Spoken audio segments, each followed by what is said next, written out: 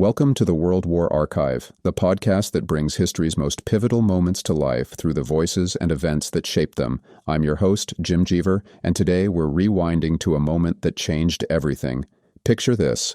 It's a peaceful Sunday morning, December 7th, 1941. The Hawaiian sun is rising over calm waters as 22-year-old Cornelia Fort, a flight instructor from Nashville, takes to the skies for what should have been just another lesson. But within minutes, the world would shatter. This is the story of Pearl Harbor, not just the attack, but the people who lived it. And remember, this is just one of many powerful stories waiting for you on Skoob, your AI-powered podcast studio. Download the Skoob app now on the App Store or Play Store and start listening today. Now, coming back to the morning of December 7th, 1941, Cornelia Fort was no ordinary young woman. She'd left behind the world of Southern debutante balls and societal expectations to chase her passion for flying. For several months, she'd been living her dream in Hawaii, teaching takeoffs and landings at the civilian John Rogers Field, right next to Pearl Harbor. That morning started like any other Sunday, busy with aviation activity, pilots taking students and sightseers up to appreciate those breathtaking views of Oahu. So when Cornelia spotted another aircraft heading their way, she wasn't immediately concerned. Sundays were always bustling with air traffic. But then something changed. This approaching aircraft was moving fast, too fast, and heading directly toward them. In that split second, Cornelia's training kicked in. She seized control from Ernest, slammed the throttle forward, and pulled their little plane upward just in time. What happened next would be seared into her memory forever. The other aircraft flew so close beneath them that their windows rattled violently. And when Cornelia looked down, she saw something that made her blood run cold. Red circles emblazoned on the wings, the Japanese flag. She turned her gaze to Pearl Harbor below, and what she saw gave her chills. Thick black smoke rising from the harbor. Then she looked up again, and the sky was filled with silver aircraft flying in formation, gleaming in the morning sunlight. The skies over Pearl Harbor had become congested with enemy planes. That's when she saw it, something dropping from one of the planes. She watched in horror as it fell, culminating in a massive explosion at the heart of the harbor. America was under attack. But how did we get here? How did Japanese aircraft end up over Pearl Harbor on that December morning? The answer takes us back decades to 1921, when a British naval correspondent named Hector Bywater wrote Sea Power in the Pacific and later fictionalized it in The Great Pacific War. Here's the fascinating part. The Japanese Navy found Bywater's ideas so compelling that they translated his work and integrated it into their War College curriculum. The concept of attacking Pearl Harbor had been floating around for 20 years before it became reality. The idea remained dormant until Admiral Isoroku Yamamoto became captivated by advancements in carrier-based aircraft technology and deemed such an attack feasible. But it was Colonel Masanobu Tsuji, a fervent Japanese officer driven by extreme Shinto beliefs, who really pushed the strategic vision forward. Tsuji was no ordinary military planner. This was a man so driven by moral indignation that he'd once burned down a brothel filled with officers and had even attempted to dynamite a prime minister. His fanatical dedication led him to develop comprehensive invasion plans for Malaya, the Philippines, and the Dutch East Indies. But here's the strategic catch. None of these invasions could succeed while the American Pacific Fleet remained intact. The Pearl Harbor attack wasn't just about delivering a psychological blow. It was about clearing the chessboard, disable the American fleet at anchor, and Japan could seize control of Southeast Asia while the United States spent months rebuilding its naval forces. From as early as 1937, President Roosevelt and his advisors had anticipated that Japan's aggression would target British and Dutch territories in the Pacific. The Philippines were seen as a potential target, but Pearl Harbor? That wasn't seriously entertained, despite warnings from Ambassador Joseph Grew about Japanese plans for a surprise attack in case of diplomatic breakdown. The final planning conference at the Naval College near Tokyo on September 2, 1941, showcased remarkable tactical prowess, covering expansive attacks and landings over millions of square miles. This was the entire offensive phase Japan had planned, and it was unprecedented in naval history. Back to Cornelia Fort, now desperately trying to land her small plane while a Japanese Zero shadowed overhead, bullets scattering across the ground around them. She and Ernest dashed from their cockpit to the hangar for safety, watching enemy planes swoop down and strafe the airfield with gunfire. The orchestration of this attack represented something never before seen in naval warfare. It required establishing a specialized intelligence network, innovating mid-ocean refueling techniques, designing advanced torpedoes and armor-piercing shells, and conducting extensive training drills.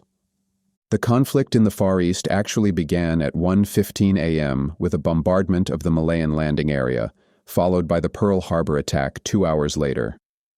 The assault achieved complete tactical surprise. All but 29 of the attacking Japanese aircraft safely returned to their carriers, which managed to retreat without detection. Throughout that morning, Cornelia and Ernest stayed sheltered in the hangar, helplessly watching and anxiously counting planes attempting to return to the airfield. 2 planes never made it back, later discovered on the windward side of the island, riddled with bullets. As Cornelia later reflected on the devastation, she spoke about the tragic fate of the brave yellow cubs and their pilots. By that afternoon, the assault had left the American Pacific Fleet devastated, resulting in over 2,400 American fatalities. About 18 American warships were sunk or severely damaged, though most were in shallow waters, allowing them to be salvaged and eventually returned to active duty. But here's what the Japanese missed, and it was crucial. The U.S. aircraft carriers were out at sea during the attack, sparing them from destruction. Admiral Chuichi Nagumo, lacking sufficient fuel, missed the opportunity to locate and eliminate the carriers. His forces also failed to demolish the naval oil storage tanks or the submarine pens, leaving these critical assets intact. The shock and indignation that swept across America after Pearl Harbor was immediately reflected in official statements and public discourse. But what followed was darker than just anger. It was the systematic targeting of an entire ethnic group living in America.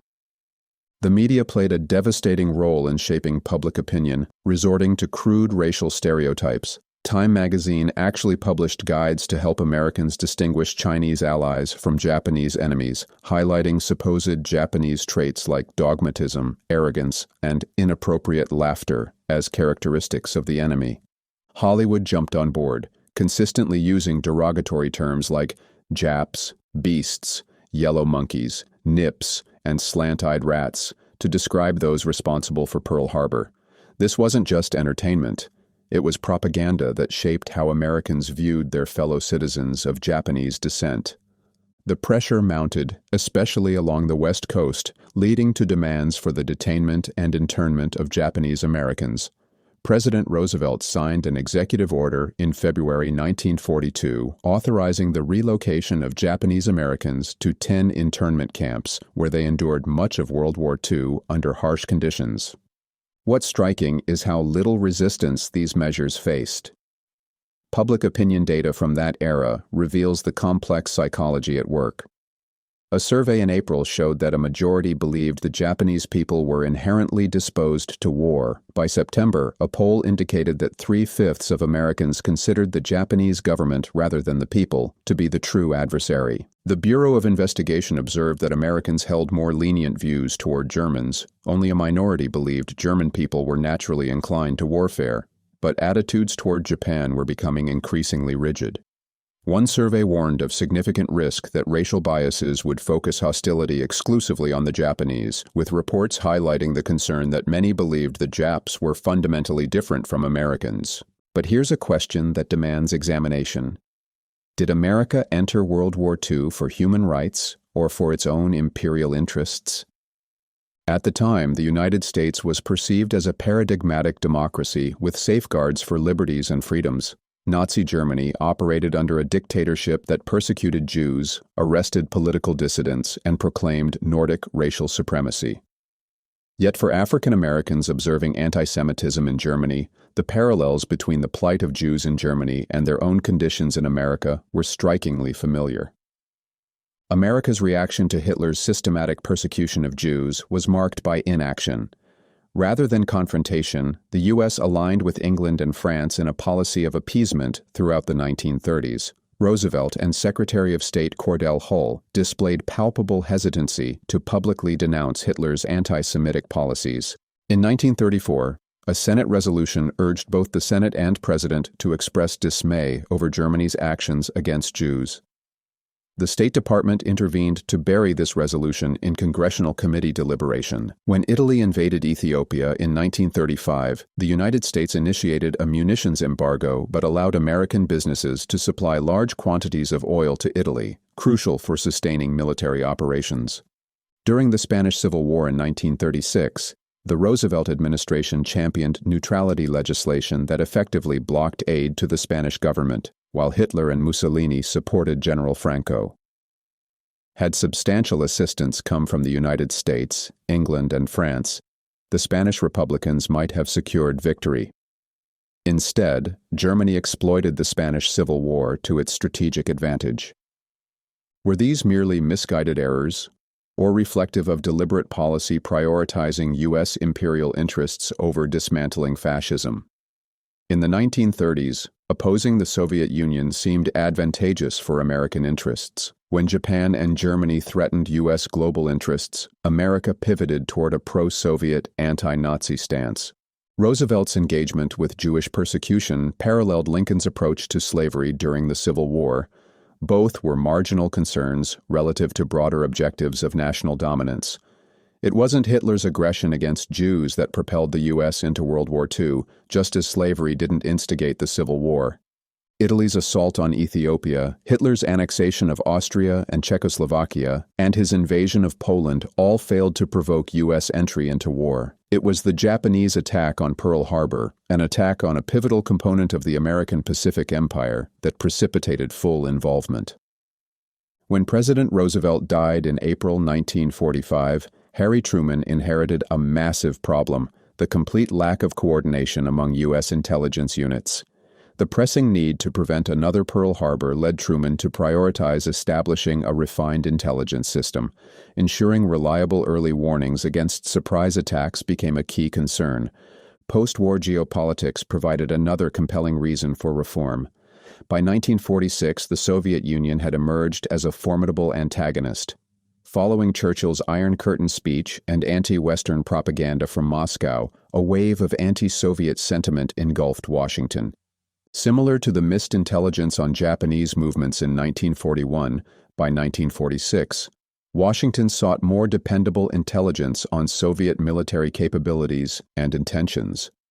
Clark Clifford, Truman's senior aide, noted that by early 1946, Truman was increasingly frustrated by contradictory and uncoordinated intelligence reports flooding his desk in chaotic fashion. Truman signed an executive order on January 22, 1946, establishing the Director of Central Intelligence and the Central Intelligence Group.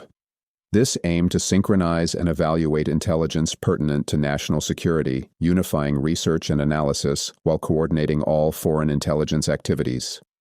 Truman wanted what we'd now call all-source intelligence fusion, coordinated intelligence that enabled him to parse facts efficiently, but this vision was never fully realized. From its inception, the Central Intelligence Group proved ineffectual. Intelligence units across departments resisted sharing information. Secretary of State James Burns withheld overseas cables, preferring to personally brief the president.